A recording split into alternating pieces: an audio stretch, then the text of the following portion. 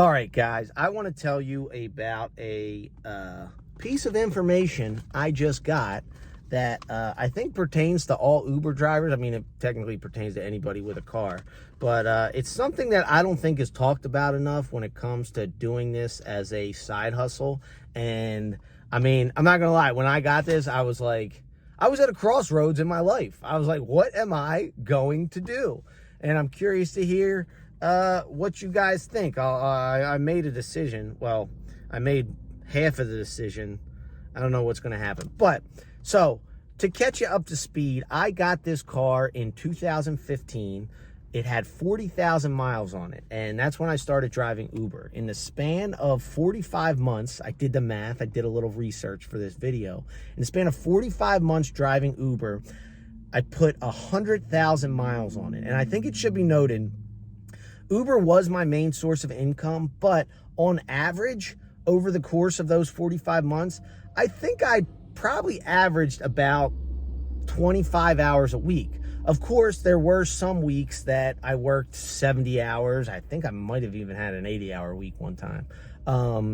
But then there were other weeks where I didn't work at all. And that's why Uber, which I'm sure a lot of drivers will attest to this, is so valuable. And that's why, as much crap as I give Uber for certain things, the main value for Uber to me, even more so than the money, is the flexibility that it offered. And again, I did a little research for this video, and what I discovered was that on average, when I'm not working Uber, I drive about 800 miles a month, which works out to be 9,700 miles a year, which on average, people drive about 11 or 12,000 miles a year. But you know, that number is so skewed depending on if you live in a city or if you live in the woods. That said, it still is kind of fun to see how you compare to your neighbors in your own state. So if you want, pause the video and find your state. Sorry it's so small. I had to fit them all in there. And again, this information is pretty much meaningless for anyone other than insurance companies that are trying to raise your rates and politicians that are trying to ban plastic straws without considering their constituents who may rely on them due to teeth sensitivity. And it's skewed because, like, the state of New York ranks so low, but that's only because of how many people are in New York City, and none of those people drive. You take New York City out of the equation, and I bet they rank above average. Obviously, the data point that actually would matter is how much you drive without Uber and how much you drive while Ubering. And again, for me, I would average 9,700 miles a year just personal driving. Over those first couple years when I started driving Uber, I averaged 27,000 miles per year. That's an additional 17,000 miles. And I think the way a lot of people hear that is the exact reason why I wanted to make this video. A lot of people think, well, of course, you're driving more miles, so you're going to make more money. And sure, that's true. And they also say, oh, well, that's more money that you can write off for your taxes, which is also true. But the things that cause financial stress and the things that cause financial hardships are the things that are the unexpected expenses, the big unexpected expenses, right? I'm not telling you anything you don't know. What I'm trying to explain here is something that people don't ever seem to account for. I think because it's one of those things where it's like you don't think it's going to happen until it does.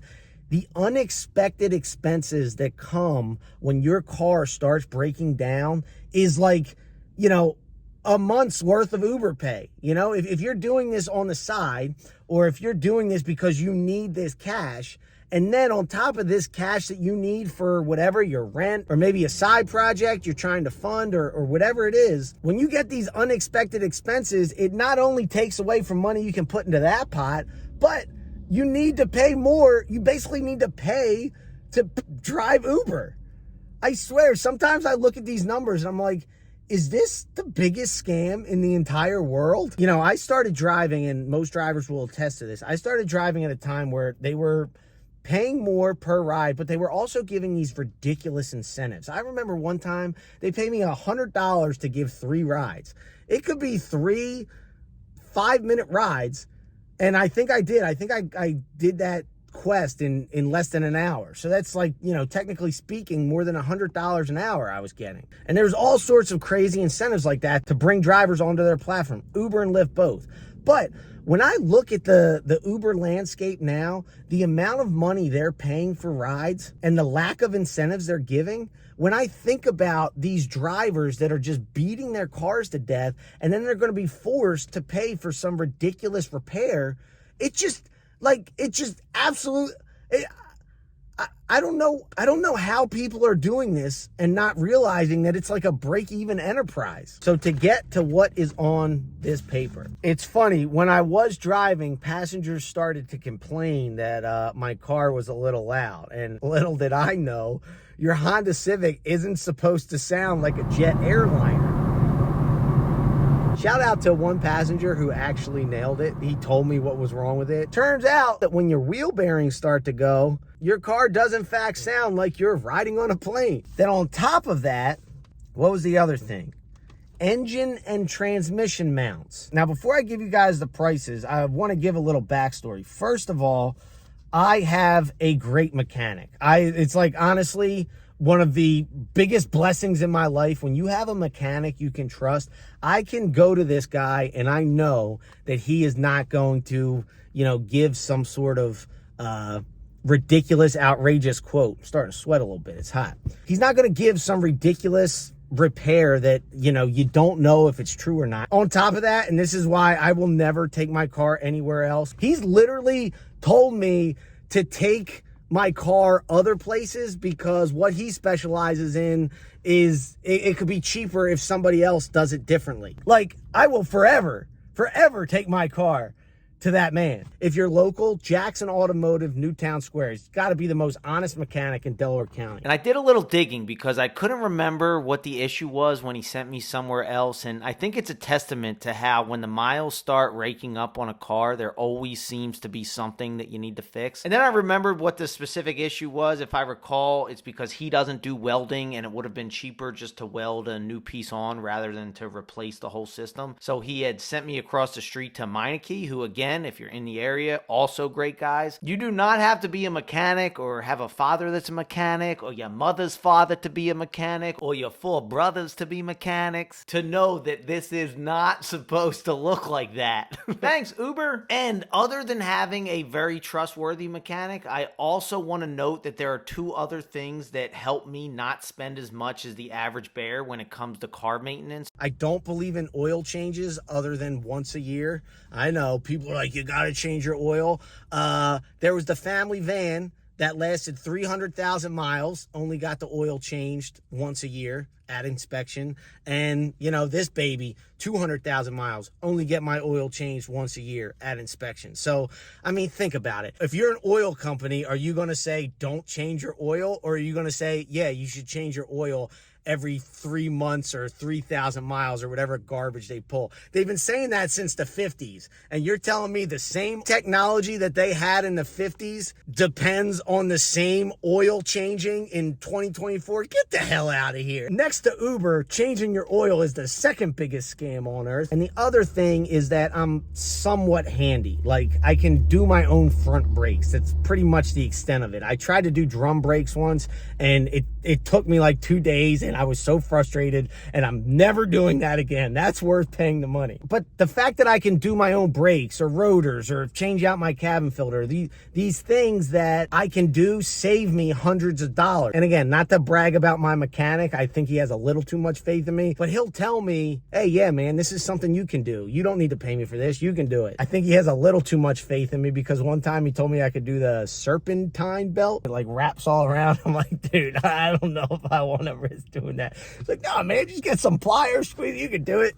Appreciate the confidence in me, but I don't know if I can handle that. Long story long, the moment you've been waiting for. Last inspection, I go in there and he tells me I need to get my bearings changed and engine and transmission mounts. And again, it still passed inspection, so it was just a recommendation. So I was faced with a decision. Because to do the bearings, it would be almost $500. And to do the engine mounts, it would be $800. Now, I just want you to think about that.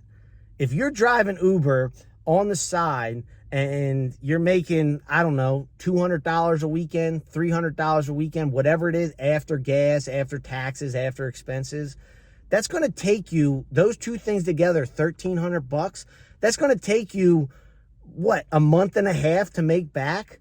So you're essentially driving to make back the money, to drive more, to make that the money to repair your car more. Oh, and the other thing I didn't mention, like these repairs aren't including things like tires and brakes that are going to be normal for the life of any car. But when you're constantly adding miles on your car, extra miles, an extra 16,000 miles a month, you're going to go through tires more, and you're going to go through brakes more, and you're going to need your tires rotated more, and you're going to have more flat tires, and just all these things that come with driving extra. That really makes me think, at this point in time where Uber is not paying good incentives, they're not paying good hourly, they're offering these trips that are like, it's ridiculous. It's like, you know, if you follow the rideshare guy, they constantly highlight low-paying trips over far distances, and every time I see that, I'm like, how are people doing this and not losing money? It doesn't make sense to me, because, I mean, honestly, when I saw that $1,300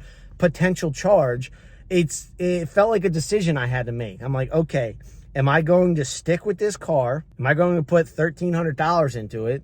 Or am I going to get a new car? Now, as far as the engine mounts, the $800 fix, it's not really affecting anything day to day. The bearings, however, the sound is really annoying, not just for me, but when I do have passengers in my car, working Uber or not. It's like, welcome to Southwest Airlines. That I thought would be a good fix. And the way I see it, you know, putting $500 into my car, that's less than $2 a day. It's what, $1.40 or whatever it is. And that's the way I make a lot of my decisions. It's like, will I pay $1.40 to use this car for another year? That said, I'll be damned if this car doesn't make it till next inspection. When I get there, then we'll have to revisit the engine mount thing. I have a feeling by then I might have to do it in order for it to pass inspection, and you know, then we'll make the decision then. The fact that I have this car, the fact that I like this car, it's a 2012 Honda Civic, by the way. I will honestly, like I mentioned, there was a family van that made it to 300,000 miles.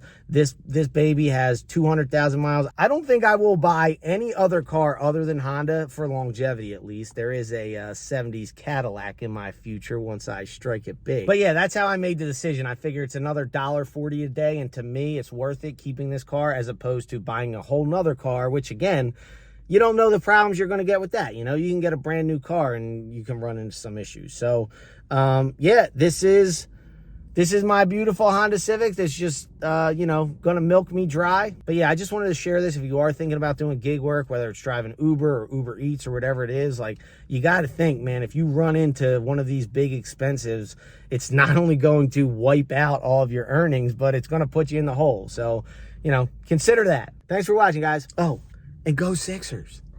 And by the way, this is not sponsored by Total Wine or Wawa or Chadwell Supply.